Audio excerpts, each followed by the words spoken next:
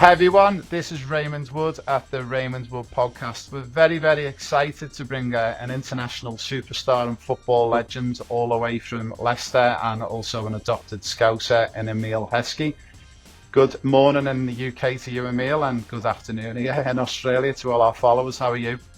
I'm good, thanks. Good morning and good afternoon. So a big thank you. All of our listeners are very excited. They know we've got a very big player coming online today, but we haven't told them who it was, so we're going to be surprised in the next couple of days when we release this. Now, the reason we wanted to get you on is obviously we run quite a large program out in Australia. I'm based in Brisbane, and it was always one of the big plans is to get as many players on to update all of our player base in Australia and give them some of those valuable pieces of education. Now, we've got you down playing at Newcastle in Australia. Many of you remember your time out in Newcastle, but I want to just go back to the beginning, where you started your journey and you started playing your football around 1987, 88 at Leicester City at the youth level. Is that correct? Yep. So I joined Leicester when I was scouted from school.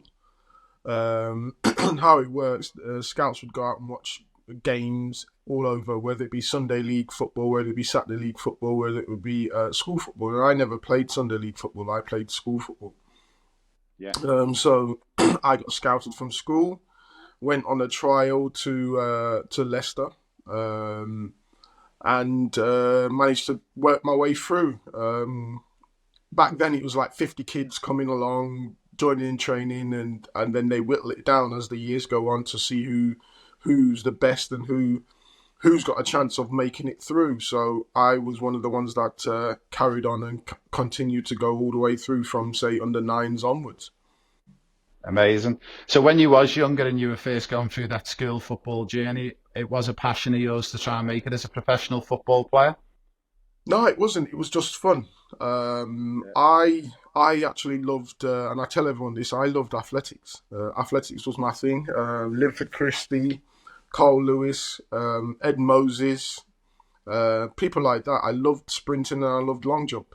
So that was my first Wow. passion. Then obviously you play with your mates, you play football with your mates, and then you suddenly realise that you're good at it. And as well with football, you can play you can do it anywhere, can't you? You can just go in the park and you Yeah. put and you've got a football pitch. Yeah. And that can be anywhere. You could be on concrete, and that's the thing. People think that you need a football pitch to actually do it. No, you just need a bit, just a little bit of space on, and it could be any turf that you want it to be.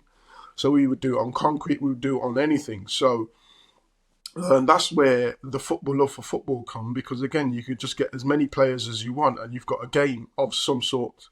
It doesn't have to be a 9v9, a 7v7, a 3v3. It could just be headers and volleys. That's another game. Yeah. So it was and my love for that just came off the back of that, being able to play everywhere and anywhere. Um, and then you get inventive with the games as well. So that's how that grew. And yeah, I enjoyed. I've not. I wouldn't say I fell into that, but I loved that side of it, and being with the teammates, being good at it because I was quick, because I was strong, because I Yeah. had skill, and it just progressed that way. Did you say obviously you had a love of athletics and sprinting and in general the athletics? Was you doing any sort of training when you were younger in athletics? No, No. No. no, that's the weirdest thing. So I never did any training whatsoever with that. As opposed to when I was doing football, I was going twice a week training and being Wow. coached by Leicester City coaches. So, but the athletics I never did, and I was good at it. I was pretty much a raw talent. So it's funny because I did sprinting. I did long jump. I never lost at sprinting, but I lost at long jump, and I lost at long jump to a person who was eventually going to go on to be Commonwealth gold um, in in long jump, and I only Wow. lost by 4 centimeters. And That's that not was a lot. yeah, that was the last time I jumped. And yeah, but yeah, it was just me, just raw talent. I never really trained or anything with athletics, to be honest. So when you were in the youth academy system at Leicester, was the one coach that really stood out to you going through that journey up until '94 when you signed pro, who really you thought was the one of the coaches who really helped you get to where you got to, or I had was there a so few? I had well, a few. I had Neville Hamilton, who sadly isn't with us anymore, but he took me from Yeah, age 9 to about 14, and his was more about skill based, etc. He was a black coach, so you could readily relate to him, and he yeah, understood what we were going through, etc. And then there was Kevin McDonald, who came in at probably about under 14s, under 15s, and that was when we kicked on as well. Not just me, but a lot of players. And one of my best mates was a player alongside me at that time, and he uses some of the stuff that Kev did back then in some of his coaching techniques as well now. So it's fascinating to have a coach that comes in and really makes an effect on you, and not just me but as a whole squad at the time, to really do well after. yeah. No, that's phenomenal. So obviously you had a successful stint going through the academy, and it was around '94 you turned professional and you signed that pro contract with Leicester. Yeah, I think, yeah, around 94, 95. No, it would have been 95, 96. I think I couldn't sign till I was 18, so it would have been 96 that I Yeah. actually signed. But yeah, I came through. At 17, I made my debut. There was a bit of a bug going around at the time, and what happened was I was probably one of the only strikers left. But I was in and around the first team anyway, so they threw me in, and it was a wonderful experience because I knew I was good enough. But then you go onto the pitch and everything's just moving really quicker than you used to. But Yeah. it was a really really good experience, which I loved and I learned from very quickly, to then become a first team regular not long after. Yeah, that must have been so exciting. Was it when you know you look towards the end of your Leicester career playing, and when you got the opportunity to join Liverpool, was it quite sad for you to leave Leicester? Yeah, look, it's my hometown team. It's everything to me in the sense of I have all my family network and I have everyone there, my mates, everyone. I'm a Leicester born and raised, and everything I know and anything I ever know is in Leicester. I knew that at some stage this was going to be coming because I needed to understand that where I was going as a player. I'd been in the England national team for from the age of 16 upwards, all the way up to the full team now. I was a full team regular, first team regular now at the national team level, and I was playing and training with them players that I was eventually going to go and join. So I knew that I was capable of doing it, and I had to take that next step to be vying for the top honours. Yeah. If you don't mind sharing it, obviously when you first heard about Liverpool were interested in signing you, was there any other clubs in for you at that time, or was it just pretty much Liverpool? Well, if I'm honest, it was pretty much in Liverpool once I knew Liverpool was involved. Yeah. I know Spurs, Villa, Dortmund. I think that was it, to be honest. I know there was an Italian team. I can't remember which Italian team it was at the time. But yeah, there was a few. But once I knew Liverpool were involved, that was the only team that I wanted to go to be honest. Yeah, I was very fortunate during them years. I was a season ticket holder at Liverpool for about 17 years, and I followed you guys religiously home and away to Rome, to Italy, to Oh, the cup fantastic. the cup finals in Cardiff, and yeah, I was very fortunate to be around them games. So obviously you become a legend at Liverpool and an adopted scout. So we all love Joe. We used to always sing your name, and I remember even I think standing next to you, I think it was your brother or your cousin at Leeds United away as well, and yeah, it was just phenomenal time, and it was a successful time, wasn't it, for Liverpool Yeah, when you were there? yeah, it was. The thing is, I'd gone to, and people ask me this, I'd gone to four finals in, well, yeah, three finals in 4 years at Leicester. So I'd gone to 97, 99, and 2000 final before I left Leicester. So it was weird in my mindset that that was the norm. Then I went to Liverpool, and then you win three trophies. Then you win the Super Cup and you win the Community Shield as well. So you kind of think that's the norm as well. You think, well, okay, this is the norm. This is quite good. But it's not. It's not. Yeah, and it was kind of bit. I would say it was a downer, but it was, when you go on and yeah, we won another League Cup, but we didn't quite get the league. That was the big one that we wanted. We wanted the league, but it was great to come into a squad that and a team that one accepted me, and two were really pushing for honours like we were. I don't think at that time. I don't think we'd been to a cup final from since the 90 something. 95, I think it was, yeah, or 96, the League Cup final. Yeah. So to then go 3 in 1 year and really be pushing for Champions League football as well was phenomenal. It was just a wonderful, wonderful time to be in and around the club and be associated with the club. To be honest, Would you one day like to be a professional football player? Would you like to be part of our pro player pathway? What is the pro player pathway? It's an opportunity for all Australian football players aged between 10 and 23 who want to join us to become the next professional football player. On the pro player pathway, you get to join me and my team free of charge to an event all around Australia. When you join me, we're going to teach you the secrets of football in Europe. And one day, maybe, you could be gracing the Champions League final. Guys, over the next 12 months, we're going to be coming around all the major cities in Australia. And when we come around all the major cities, we're going to be running our free events everywhere we go. So guys, what have you got to lose? Nothing. It's a free event. It's for boys and girls aged 10 to 23. And I'm going to teach you the secrets of becoming a top European football player. Oh, and one final thing. We're going to be giving away 20 scholarships to join me on this program of a lifetime. Now, just to move on a little bit and roll completely forward now. So, way after Liverpool, and you eventually made your way over to Australia. yeah, I remember being here. I was still back in Europe. I was working at Leicester City, but I remember the excitement speaking to friends and family back in Australia. Because I've been in Australia since 2006 and left to head to Leicester in 2010 for an academy role. okay. So I was very, very fortunate to work with John Rudkin in the academy system. And yeah, it was. I remember the excitement from the Aussies because they were all asking me, and I said, "Well, he's a Liverpool and Leicester legend. He's definitely going to help the game." So, was your experience in Australia good? Did you have a good time in the Oh, A League? I I probably enjoyed it too much.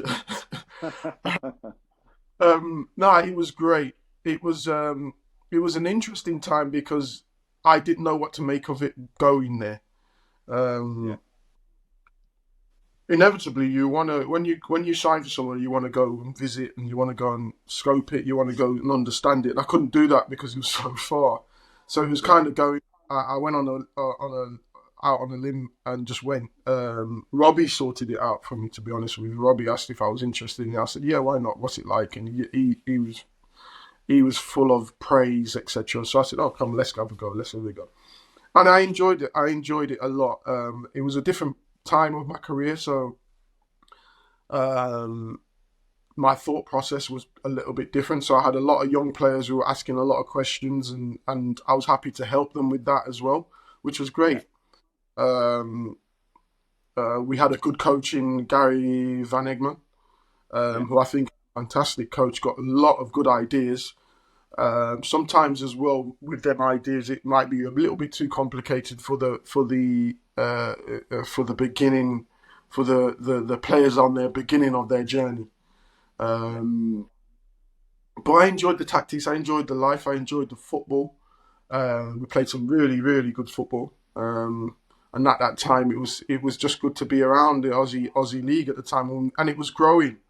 The we were getting 13,000 a game, which yeah, I think was fantastic. You've got some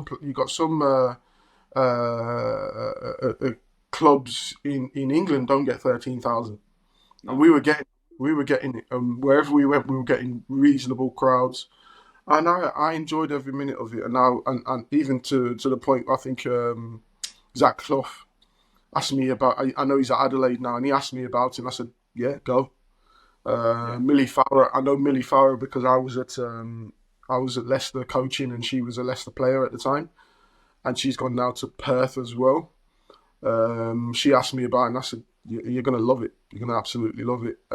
So anyone who asks me about Australian football, I would say you'll love the time that you're there, because it's not what everyone makes out.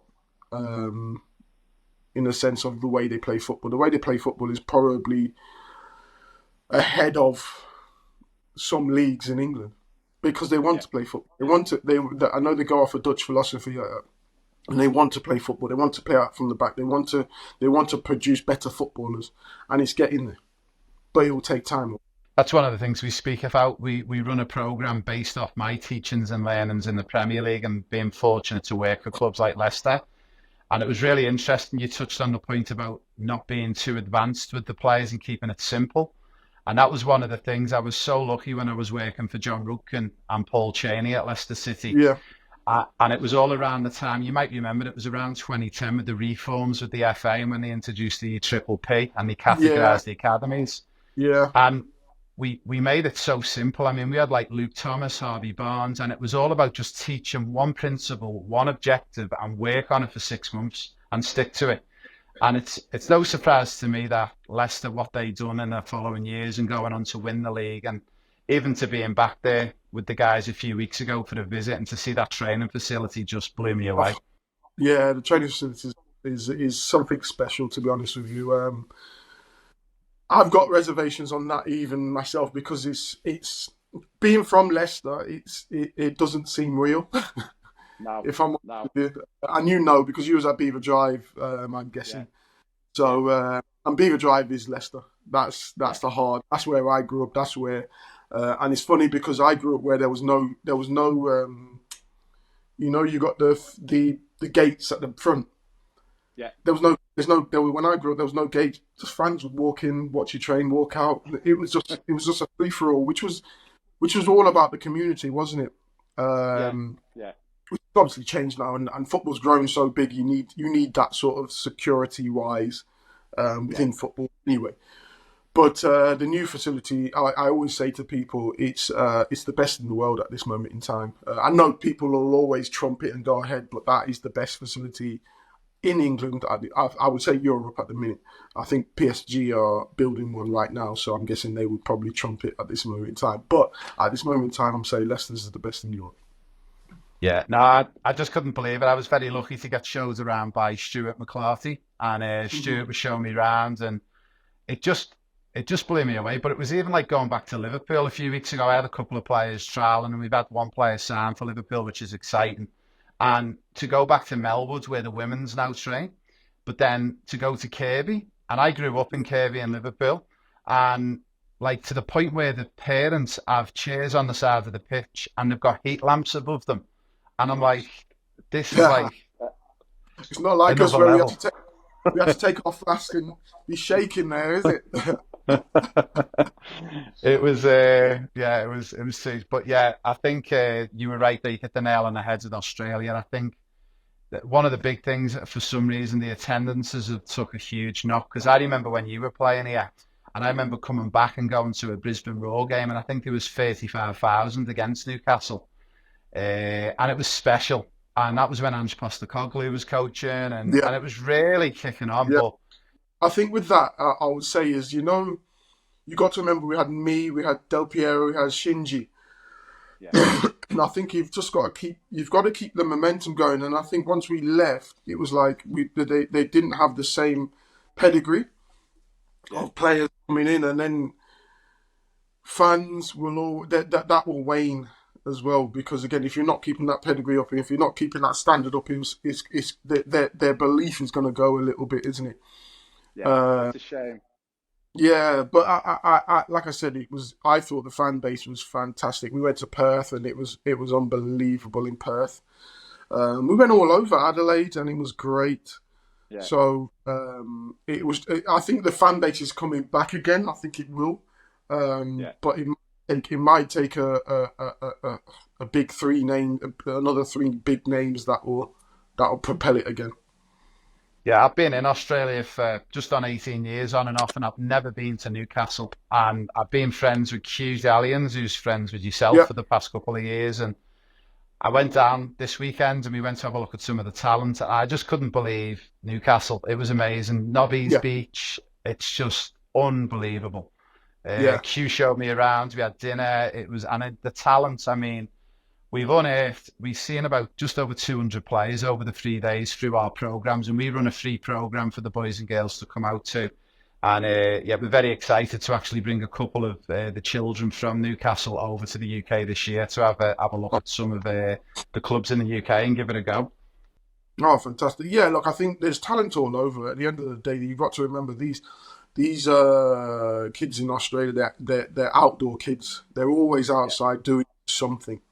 If they can have a facility that facilitates them training and playing football, then you can only see them getting better. You got to remember, football at the time when I was there was probably the fourth, probably maybe even fifth most participated sport. So it's behind all the others. They're getting all the crickets, they're getting the rugby league, the union, and the Aussie rules. They're all before it. So it's going to take time to really start to implement, especially at a younger age, them to be using the ball, being around the football more often, and just enjoying that side of it. Because again, when I was young, we just go out on the street and enjoy football. We'd learn while we're just enjoying that sort of that sort of pattern of having the ball at our feet all the time. Yeah. So I think they just need more and more of that, and they will do, because they've got so much outdoor space, and they are outdoor children. They are outdoor people. Whereas more and more so now, we're more and more so indoor. One of the big things we just spoke about, we run an event which is an indoor event where I share a little bit of this, what we believe to be the secrets of England and the Premier League, and some of the stuff that we learned in the English FA when they put through the reforms. But one of the big things that we've noticed in Australia is that at that foundational base, the younger kids, I think foundationally the Aussie kids are better than the English kids. Where the drop off tends to be is, especially when the boys get to 14 and 15, we've noticed the gap is huge, because we've taken a few boys across who were top level players in Australia, but when we've dropped them into the UK, it's been a big ask for them. Do you have a bit of a take on why you think that might be? I'm guessing that the standard. So if you bring them over earlier, so like you're saying that at a younger age they're probably technically more gifted and etc. Not, well, you can't say technically more gifted, but they could be. But then if you're not being challenged, between them critical ages, you don't know how far you can go. You're probably staying within yourself, and they won't be challenged, because I don't think they've got enough teams there to challenge them, and enough people there to challenge them, unless you're pushing them up at 14 to an under 18s. So you're saying, okay, let me challenge them to be physically better or to move the ball quicker, because they're going to be quicker than you. So you've got to actually move it quicker, and you've got to work out how you actually move it quicker. Because if you dwell on it a little bit longer, an 18-year-old will just lean on you and take the ball off you. But if you move it quickly, and you've got to think, your thought process has got to be quicker. That's the only other option you could possibly do. But then do you really want to push a 14-year-old up to that level where you might not mentally want to do that? Yeah, it's a tricky one, isn't it? Yeah. So I don't know if it's like bringing them over earlier, because I know our system, I don't know how, but I don't know why, but it works, where the kids keep pushing each other to the highest levels. Yeah. I can remember when we had Luke Thomas, and I was working with a coach, I don't know if you remember him, called Dave Clay, and he was at the club for many, many years, and we identified Luke. He was very small at the time, but he had a great left foot, and we started to push him up 1 or 2 sessions a week. But one of the concerns we had, and John Rudkin raised it, was the physicality. He said, but we'll give him a go and see how he goes. But I still believe till this day, if we didn't give Luke an opportunity to play up a few age groups once or twice a week, I don't think he would have made it. Because you said that challenge that they get, and the test, the physicality, the technical test, it's so much harder. Yeah, it is. And I think we do kids a disservice sometimes. They know how to maneuver themselves through a system, and they know when they need to step up, and they know when they're pulled back, etc. And I think we do them a disservice, and we probably mollycoddle them a little bit too much. That so we can't do this, we can't. No, you've got to push them because they're going to be challenged in life anyway. So let's challenge them and see how he deals with that, and let's challenge him for a couple of weeks and see what happens. If he doesn't, if he doesn't take that jump, then we'll analyze it and see why. But we hold people back, hold them back, and they're never really challenged at times. No. They'll go through the system and they'll never really be challenged. Then when they get to a challenge, it's like, what's this? They're just baffled about. They don't know how to deal with it. And I think so. I was at 15. I was playing 18s. Yeah. By 16, 18s was too easy for me. Yeah. And I wasn't even an 18s player. I was an under 16s player, but I physically had got myself to a point and I had understood how to play in that system to the point where at 16 and my first year scholar, what we call scholar, which was YTS back in the day, I was with the first team. I got injured. I went with the first team. I played in a game against Notts County, I think it was, and I tore my cartilage. And then obviously you go back with the youth team, you do your rehab, you play. I was 9 weeks out doing my rehab. I came back. I was fit. I really worked hard. I came back. I'd scored 4 in the first game, 4 in the second game, 3 in the third game. Wow. And that's not me saying, oh yeah, I'm this. No, it was just too easy. So then you move to the reserves. We had the reserves then, so you move to reserves. And that was a challenge because you're playing against adults. But I still found that quite... I didn't find it easy, but I found, this is all right for me. I'm cool. I can deal. I can help. I can handle this. Then you move, and then I moved up to the first team. So I was 18. I was 17 when I went to the first team. I was 18 when I was regular. Because of my size, because of my ability to adapt quickly to the situation.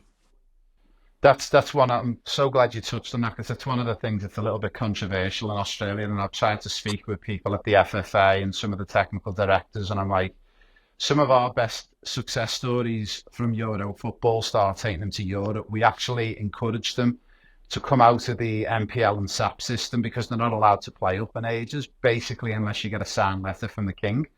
But what we've done was take them out into divisional football where they're allowed to play up as many age groups as they want. And we were putting players at the age of 12 and 13 into under 16s and under 18s. And it's no surprises to date. We've had 26 players who've all gone across and signed some form of pro scholarship in the UK and Europe. And all of them players played up. And this is what we try and tell the FFA. And we're trying to help them with that. Look, trust me, this works. It does work being challenged. And again, one of our biggest success stories is a girl who's just in their process of signing for Liverpool. She's only 12. And we've had her playing with the boys. Now, she wasn't allowed to do that in the common system. So we put it into divisional boys football, playing up 2 age groups.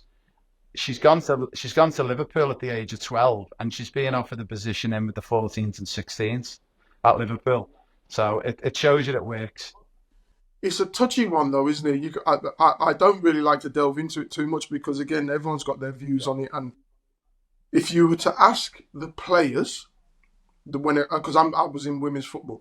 If you were to ask the players who are around 25 and above, 25 and above, when did they get their best teaching? What did they do? They would say it was from when they played with the boys. Yeah. When they played with the boys, everything was quicker, everything was stronger. I had to mentally get to a position where I knew what I had to move the ball quicker. I had to be stronger. I had to manipulate the ball to buy a foul or whatever it may be. They said that is when they got the best learning because when I at 14 they said I couldn't play with the boys no more, I was devastated. Yeah, that's what most of them were saying. But then we have a core group of people who are saying no, we don't want them playing with the boys because of this, and this. I'm like, okay, fine. We're not going to argue with you, but there's stats. Well, I don't know if there's stats, but there's people telling us who are in the system that they would rather do this because it challenges them more. When they go and do this, I'm getting nothing out of it. Yeah. But there are people with agendas that don't want them playing with the boys, etc. We get a lot. I've obviously been with the women's, Leicester City women's, etc. And we've had the boys come over at times, not the Leicester City boys, but outside academies that are not as good, but they're still physically men. Yeah. And we've had them come in and play us at times, and it's challenging, and they're not professional. Yeah. But they're physically at a different level. But you watch the girls, they work out how to get round them. They work out they're not technically great. They work out that you might have to move the ball quicker and to tire them out and keep the ball moving. The girls they work that out. But if you're not having that challenge, you're never gonna work that out. No, you're never ever going to work it out. It's so true. I remember doing one of the UEFA FA licenses. I was doing my B license at Bolton Wanderers, where obviously you played for a couple of years. And I remember the coach educator saying that the biggest problem and dilemma you've got is not for the weakest player in your squads, but it's for the number one and the number two, because they effectively become the teachers for the other players, because everyone's learning off them, but no one's teaching them. And that's the environment, and that's one of the big things that I've really prided myself on. And John Rudkin was really big on it in my time at Leicester. Was about identifying the boys who were killing it in training, and they need to go up an age group for a session or two to be challenged, to be mentally challenged, to be physically challenged. So just touching on it, Emile, about the women's game. Obviously, when I was at Leicester, I was asked to help out with the women's team at the time for a season. They had a few issues with coaching at the time, and I stepped in, and it was an enjoyable year. I was working in the youth phase with the boys, and then I had the women's as well. And I couldn't believe after COVID, when I returned back to the UK, how different the women's game is now from 2010. The game is, for me, is so exciting and unbelievable. Yeah. It's great. It's great. Again, it's obviously you need funding for that. And Leicester have done a fantastic job in funding the women's at this moment in time. I watched them the other day. They beat Birmingham 6-2 in the FA Cup. It is brilliant the way that the club's funded them and the coaching and the facility. So obviously they've got Beaver Drive now. So it's great that they've funded them in that, and it needs funding. And it needs a structure where you're going to bring the best youth players through and bring the best players from abroad to help grow the game. The game's growing. One thing I don't want the game to do is grow too quickly and miss out on the opportunity to really harness what it is, because it's not the men's game. The men's game's been going from I'm born in '78. The men's game's been going way before me, and the facilities and the structure's been there. They've just tweaked it a little bit, but it's still the same, and it's still growing that way. The women's game needs to figure out what they want to do and how they want to go. But the quality of the football has just gone from there to, and it's going to go even higher. One, the facilities, one, the standard of play, two, the professionalism, because I joined around COVID time, and that was the first time Leicester had been professional. Yeah. So inevitably you've got girls that are there that had never thought about being professional who are professional now. So, but what does that mean to the mindset? But not just professional on the coming to the training and making sure you're training hard. It's off the field. It's the mindset of being ready, being prepared, being focused. They didn't really understand a lot of that. But now, obviously, you've got players that you've moved certain players on, and you've got international players who understand what it means. And they've got Japanese international now, Finnish internationals. I think we've got Swedish, Welsh, Scottish, England youth internationals. So it's grown so quickly, but it's exciting to see. Yeah, I was very fortunate to get invited to the Women's World Cup final last year in Sydney between England and Spain, and I it blew me away. Like the atmosphere. I mean, I went to the Champions League final between Manchester City and Inter Milan. And I actually said, I was with an ex-Manchester United player, and I said, for me, that Women's World Cup final had a better atmosphere than the Champions Oh, League final. yeah. It will do because it's a different demographic as well. Yeah. And it's more fun. You'll find it, I don't know if you've been to a Brazil international game. Yeah. Where everyone's just dancing, everyone's having fun, blah, blah, blah. And it's not necessarily about the football, it's about the atmosphere, blah.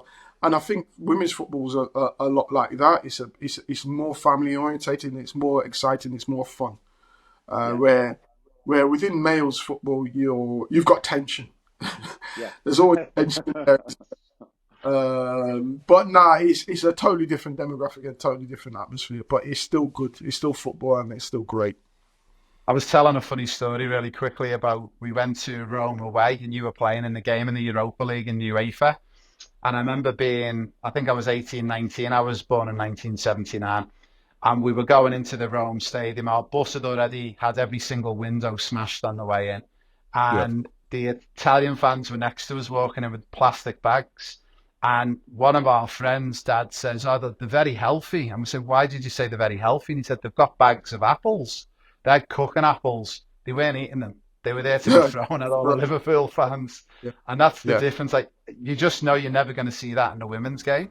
No. And, just being a dad of two daughters as well. And it's like, just for me, the women's game, I'm so happy it's kicking on. Hey everyone, we are coming around every major city in Australia over the next 12 months. We have got free objective football testing going on, guys. It's for boys and girls aged 10 all the way through to 18 years of age. The objective testing is quite simple. We'll put you through our 6 tests and it'll give you your results, physical, technical and tactical.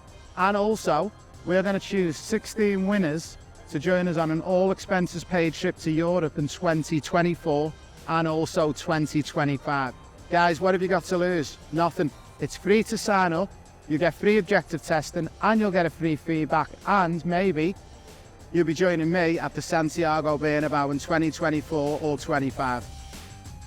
So in regards to yourself, Emile, at the moment, if you don't mind us asking for our listeners, what are you up to in the game of football at the moment? You got any plans? And well, I'm doing more media now. I've stepped away from the coaching side of things, just to give myself a little bit of time. I do still help out with England every now and again. I did with England 17s just before they went to the World Cup in Indonesia. And I'm just stepping back just to see evaluate what I want to do and how I want to be. And it's exciting, to be honest with you. I love the media side of things because again you get to watch a game and you get to analyze it, and it's great because I've been in the coaching side of it, so I get to see different sides of it. How would I do? Why have they done that? And I get to analyze it now, which is great. And just keeping my options open on that side. Amazing. Maybe we might get you back to Australia one day, possibly. Yeah, look, I think that's a possibility. I loved it out in Australia, and I'm gutted I haven't been back since. To be honest with you, it's just that it's so far, and you've got to plan at least a 2 week. You can't do a week in Australia. That first week in Australia is jet lag anyway. So I've just got back from the UK last week. I was at Leicester with Stuart McClarty, at Liverpool. I was at PSG as well, where I used to work, and I've just been invited to the Carabao Cup final between Liverpool and Chelsea, and I'm flying from Australia to London for 3 days, and I'm flying all the way back again. So it's gonna be hard. Some going. I've got my tickets as well, but they're more for my boys. So the boys love going to the Liverpool games. So yeah. So just speaking about you boys very quickly before we finish off. So you've got Jaden and Regan. They're currently playing football at the moment, and they're at Manchester City. Is that right? Yeah. Under 18s and under 16s. So they're doing well. We just keep pushing them, and they're on their own journey, which is fantastic to see. They've been at City from. Jaden was 4 under 6s, but he was 4 at the time. He was a big lad. Wow. But yeah, he's been there. They've both been there for a long time, so it's great to see them progressing all the way through, enjoying their football, and hopefully one day donning that pitch. Yeah, so hopefully the dream will be they don the shirt of Leicester City and Liverpool one day as well. It Fingers would crossed. be it would be great. They're born in Liverpool, so it would be great Yeah. if they could. And just two very quick questions, and we'll let you go, Emile. We know you've got a busy day ahead, but Liverpool Chelsea for the final, the prediction. Have you got any predictions on that? Oh, it's going to be a tough game again. Chelsea have had a woeful season if you're really being honest. But they've got to a cup final. So the one thing that they're going to be looking at is saying, look, we've had a bad season. We could then pick up the first trophy of the season. That won't make it bad.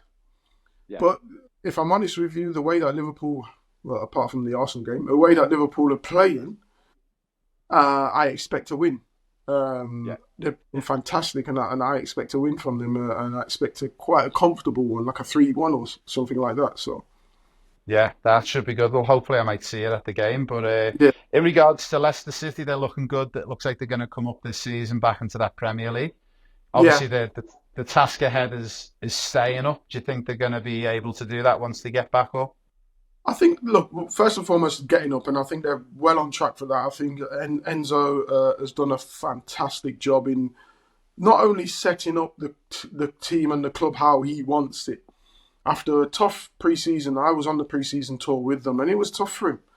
The pre-season tour was all over the place, and I don't think he really had too much say of it, but he came out on top of that with basically the way that he's playing and the structures that he's putting that are giving you the results that we're getting right now. Going into the Premier League, I think we've got Premier League players. The only thing I will say is defensively, I think we'll probably have to shore up, because you won't be able to give away the chances that you give away in the Championship the same as in the Premier League, because you'll get punished even more. But again, I think he's good enough to adapt the way that he wants to, and I think we have got pretty much a Premier League squad, to be honest with you. Kept the ones that we needed to keep, and the manager and the club will add to that a little bit. And I still think we'll stay up. Yeah, that's amazing. I think they will. I think they've got enough, and I think looking at that infrastructure, that training facility, it's very exciting. Yeah. So guys, look, a big thank you to Emile for joining us, and all our listeners are going to be so excited watching this back. So a big thank you from me and everyone in Australia, Emile. And hopefully, if I see it at the game at the fan, I'll come over and say hello. So to all our listeners, guys, we're going to be back next week with our next episode, and that is a big thank you from me and Emile, and we'll be in touch with everyone very soon. Thank you.